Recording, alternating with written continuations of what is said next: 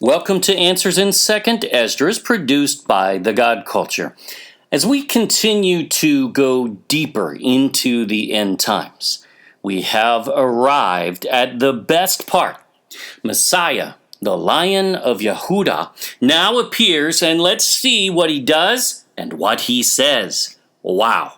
This is incredible, and we'll cover this in this video, and then the next one, because there's a second vision in which Ezra just nails so much about Messiah's final judgment. It is amazing.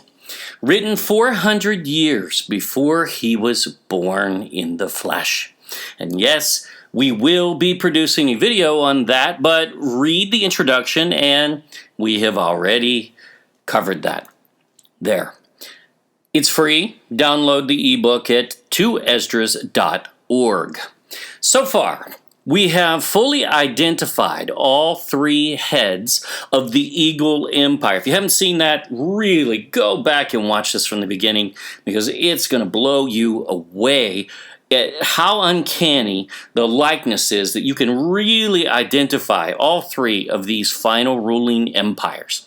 So the final empire here, from its inception all the way back at 165 BC to the end times, ruling empires or powers with the final head rising right now, the Nicolaitans or Vatican Jesuits Pope, and a combination of with the synagogue of Satan.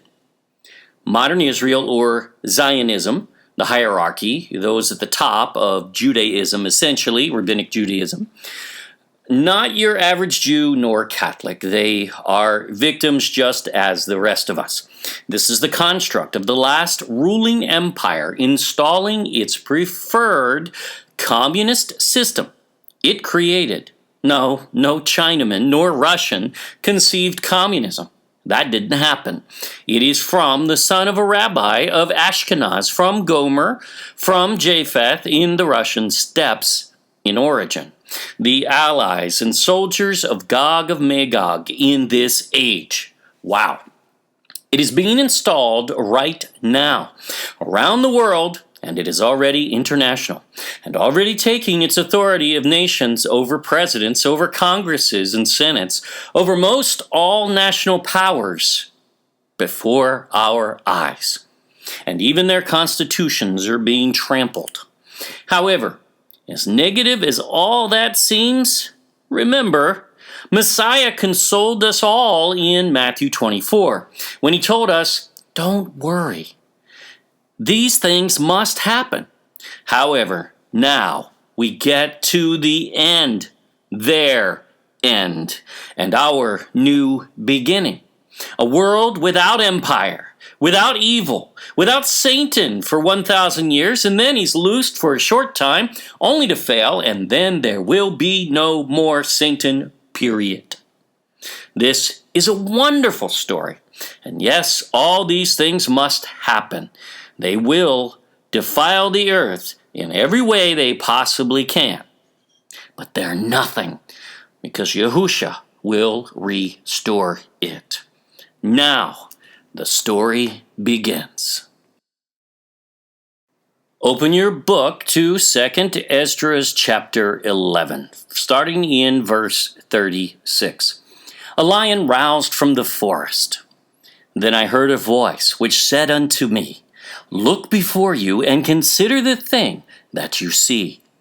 And I beheld, and lo, as it were a roaring lion, chased out of the wood. And I saw that he sent out a man's voice unto the eagle, and said, notice, a man's voice, because this lion is Yahushua, you'll see. Hear you, I will talk with you, and the highest shall say unto you, oh boy, ever get called out by your parents and your mom says your dad is going to speak to you when he gets home? Oh, this is far worse than that. Are you it that remains of the four beasts?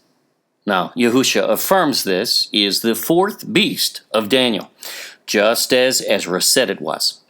This is more detail, but it is Daniel's fourth beast nonetheless. That's what this whole series has been about as far as the eagle empire.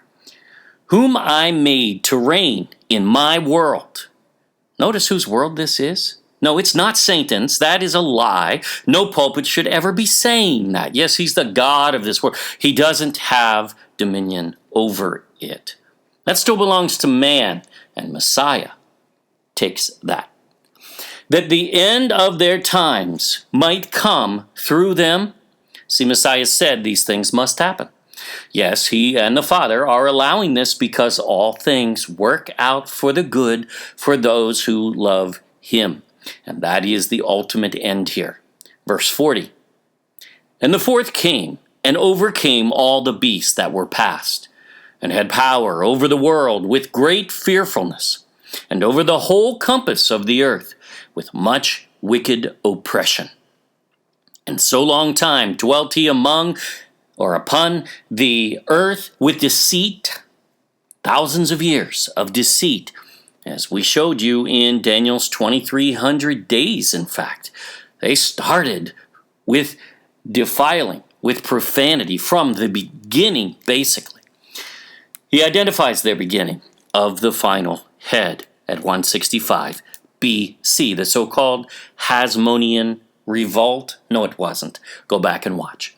It was their defiling of the temple that started such count. 41. For the earth have you not judged with truth? Now, I know we all think our nations are driven by laws and justice, but, Messiah says they do not judge with truth. And many have observed this even in the judicial systems in different countries. And many judges, in fact, perhaps can even be bought for that matter. Of course, right now, they aren't even following their own constitutions in many ways. It doesn't even seem to make sense until you realize what era in which we live.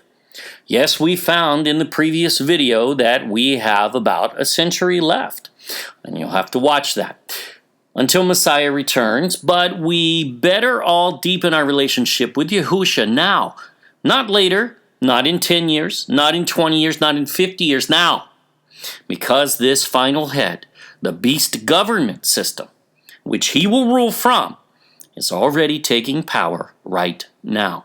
And they hate you if you're a true believer. Well, if you are researching and seeking the truth, that is, of course. They love those who just go to church and do nothing and have no relationship with Yahushua. Those are their favorite. Those are some of their favorite people, but you and I are not. Messiah, however, says he will spew those out of his mouth, and we don't want to be there. He will tell them, "Depart from me, for I never knew you," Matthew 7. Messiah says this final head, and really, he is speaking to all of the eagle heads here. Understand that. Even the wings and the feathers, the whole of the eagle throughout history, all. He says they do not judge with truth. Get that.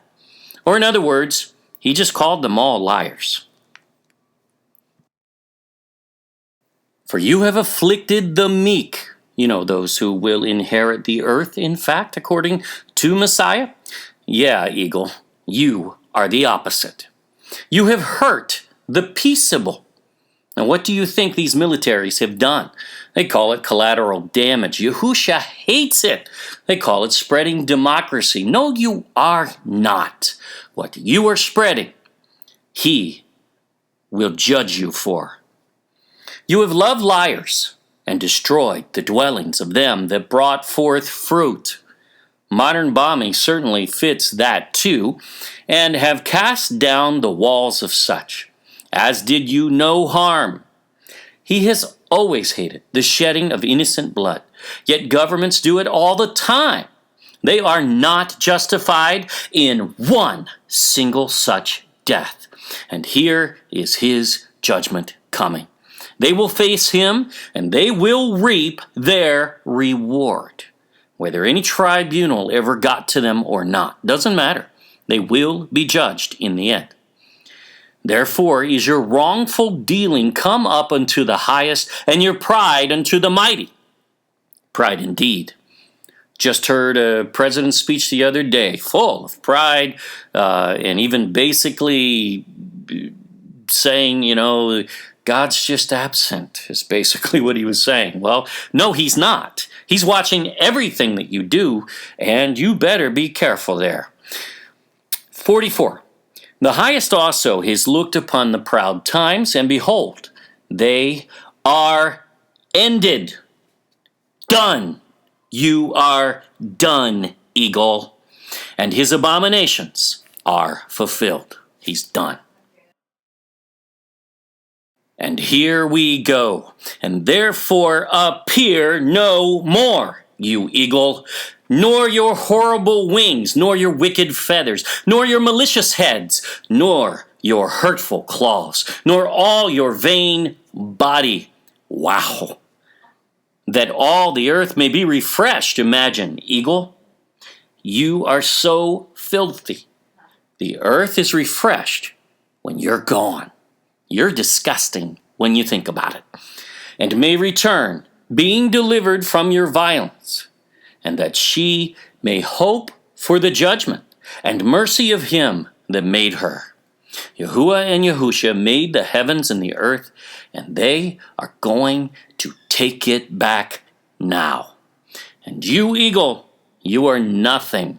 You have no power, but temporary insanity, really. You will pay the price for your deeds. Let's go to the angel's interpretation of Ezra's vision here. Chapter 12 of 2nd Esdras, verse 31.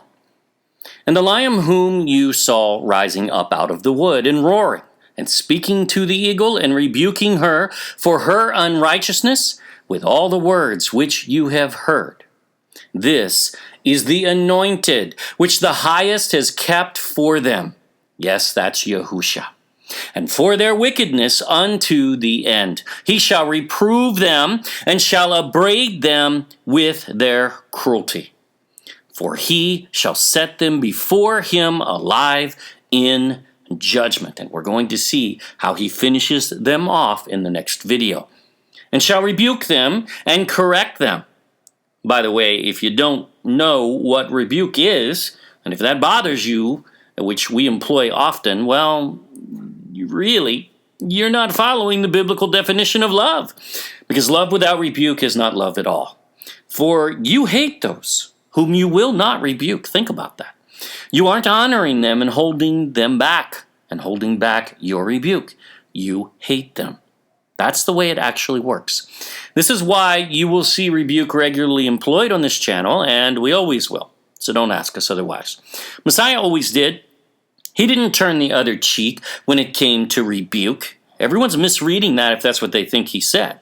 And he didn't hold back his words. Here's where we come in. For the rest of my people shall he deliver with mercy. Those that have been preserved upon my borders. These are those that are alive, by the way. In the end, yes, believers will be there. Same language as the lost tribes, in fact. We'll cover this. And he shall make them joyful until the coming of the day of judgment, whereof I have spoken unto you from the beginning. How about that?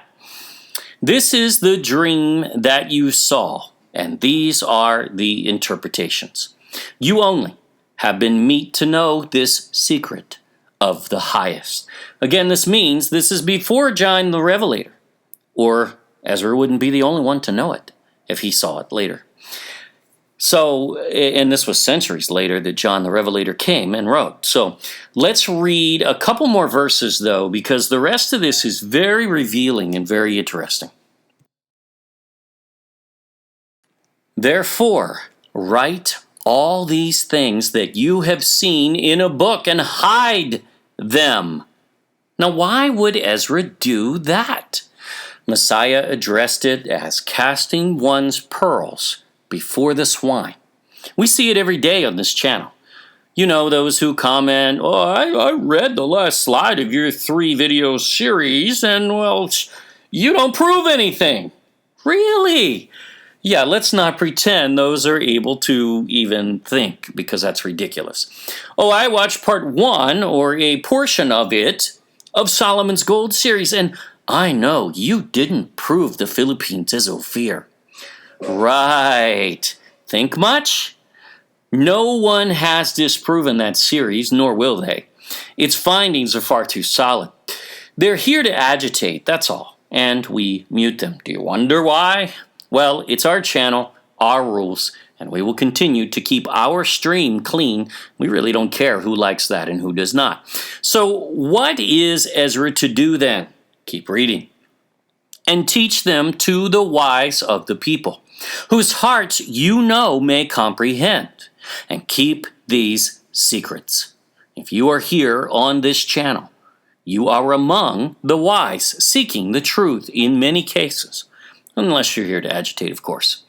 And we are glad that you are here. You have found us when we were censored. You share, you support, many pray, many have purchased our books, some give even above and beyond. We appreciate you all. Oh, you trolls and demonic blogger, you will reap your reward. But those who have followed this channel and continue to go deeper and deeper into research and relationship with Yahusha are blessed indeed. And we thank him for you. We love you all. We ain't perfect, nor have we ever declared such, and you won't hear that from us. But as we all have been through so much at this point, wow, many of you have picked up our method of research, and you keep it going. And please do so. Show others. Teach them how to do the same. Because we are nobody special. Just vessels seeking the truth here, as are most of you, in sincerity. That's it. Ladies and gentlemen, that eagle, or what Ben Franklin equated as the Freemasonic occult phoenix, to them, will never rise again. Not from these ashes. Messiah says, be gone. And then, and you'll see in the next video, we'll cover it next in detail, he consumes them. So watch the next video, The Man from the Sea. Oh yeah, this is going to be good. Many worry about what this final head will do to us. It will do what it will do, and nothing of it will remain when Yahusha consumes it. It will not be able to defend itself. It will be gone. We win, folks. Yahusha fights our battle, and he will overcome. This perceived power, oh, how great it appears, will be gone in minutes. It is nothing to him. He will take this earth back for the ones for which it was made, the righteous, those true believers truly in relationship with him, because that is what this is all about. This has nothing to do with going to church. Your pastor doesn't speak for you on the day of judgment. It doesn't work that way. You are judged by your relationship with Yahusha, which should be the focus of the church, yet is not, typically. Do you know him? Are you progressing in his knowledge and relationship? It all comes down to that and nothing else. He is the true power, and the only to fear. All these governments are temporary. All their infrastructure, their roads, their bridges, their skyscrapers, these so-called great feats of Freemasonic ilk are worthless in his sight. Remember, he destroys them all, and that includes your church building, which he doesn't need. We are to foster people, teach people relationship, not 12-step programs to salvation, which isn't even salvation, nor church building, nor are we to be seeker-friendly. No, we're supposed to be seeker-offensive if we're telling the truth, because the truth offends. All these buzzwords are absolutely meaningless. And they come from the likes of Rick Warren, who's starting what? Chrislam? Are you kidding? What is he thinking? We teach people to know him, and he'll provide for our needs. It's not about beating people over the head to give tithes. If that's what your church has become about, give me a break. It's useless. It's about truly discipling them into true, real relationship. That's much harder than saying a prayer, but it is his way. John 15. We are to bear much good fruit. It's not about our legacy and reputation. It's not about us. It is about him. And it is about his. This is how we please him. This is how we prepare for these last days, because we are there, folks. The last century is upon us, and it is time we all act like it. There is little time left. We must act now.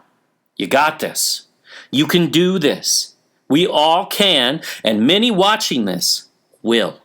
We pray more than just your protection, but we pray for your fervor, for an ignition of a passion and fire, for relationship with him like you have never had before. What does Revelation say? For they loved their lives not unto death. Don't think because the tribulation is a century away that means life is going to be easy for the next 100 years. Oh, no.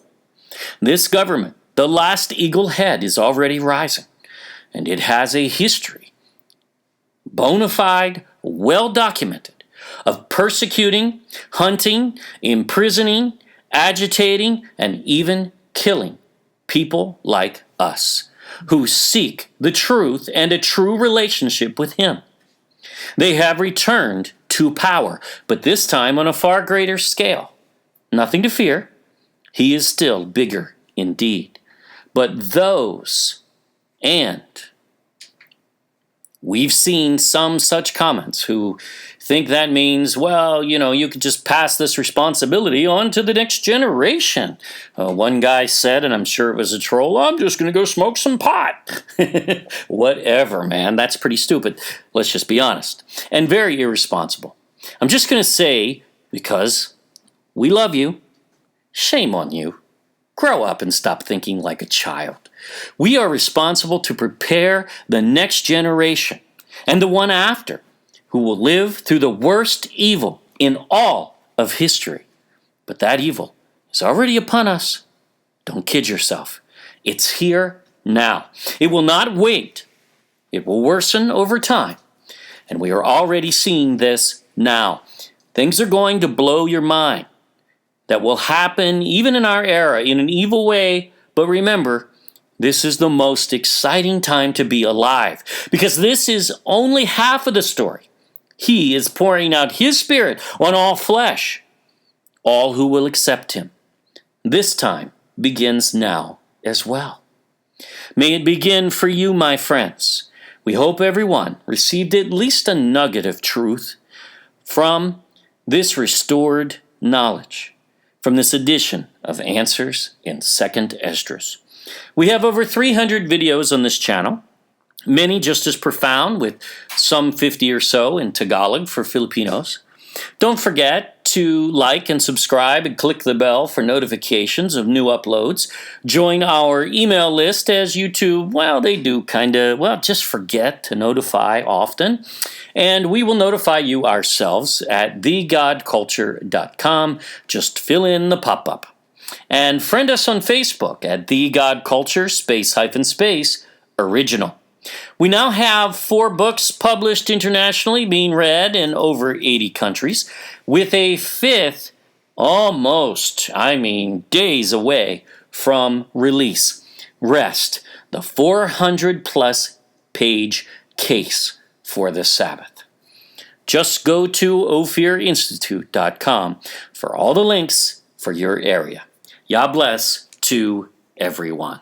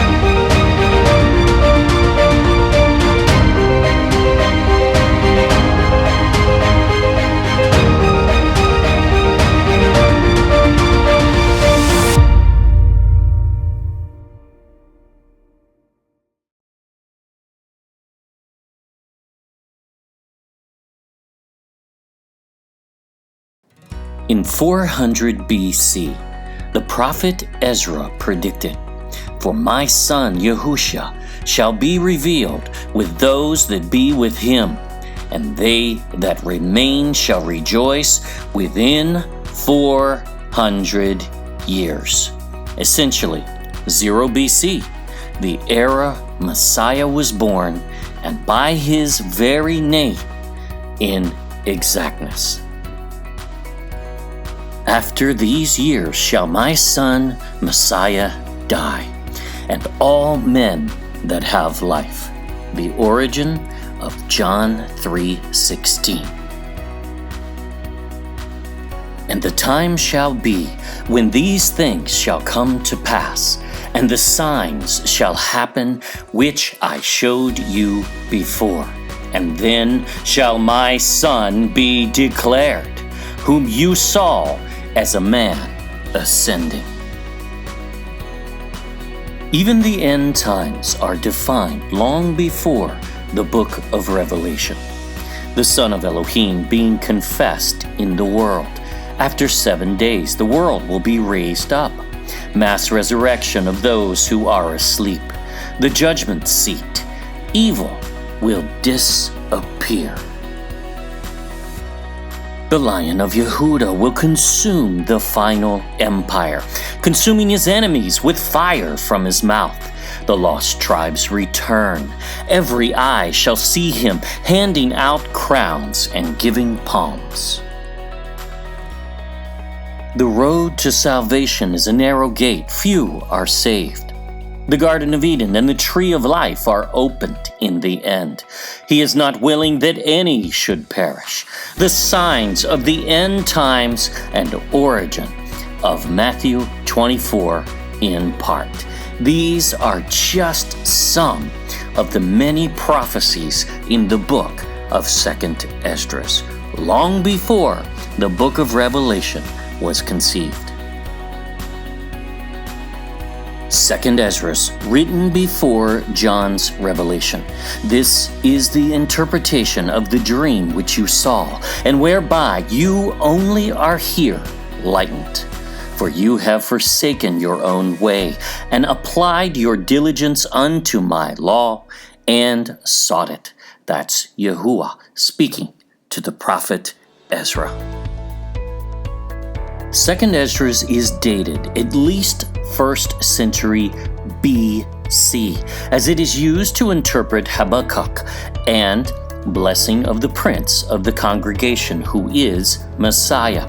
This includes a radiocarbon dating testing as well of one fragment from 120-5 BC. We cover this in the introduction. This book includes 1st Esdras as well, which is also dated to the 1st century BC, when one examines what is called in fraud the Proto-Esther fragments from the Dead Sea Scrolls, which do not remotely fit Esther, but are a match to 1st Esdras. We cover this in the introduction of this book, as well as on our YouTube videos on Esther in the original canon series.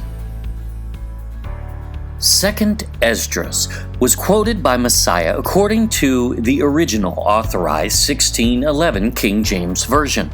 Matthew 23:37 and 38 is a direct quote from 2nd Esdras, which is anchored right there in the margin note as the origin of Messiah's words. For Esdras is 2nd Esdras, which we explain in the introduction. Yes, he quoted 2nd Esdras multiple times. When accurately dated, 2nd Esdras proves the origin of significant doctrine in the New Testament. We cover many such instances in the introduction. There is a reason why these two books remain in some Bible canons to this day. They test as inspired Scripture. Test them for yourself. Get your copy now, free in ebook. Again, this content is free. If you would like it in print, it is available on Amazon internationally and Shopee Philippines. Just go to esdras.org. Download the ebook, and the links are there for your area.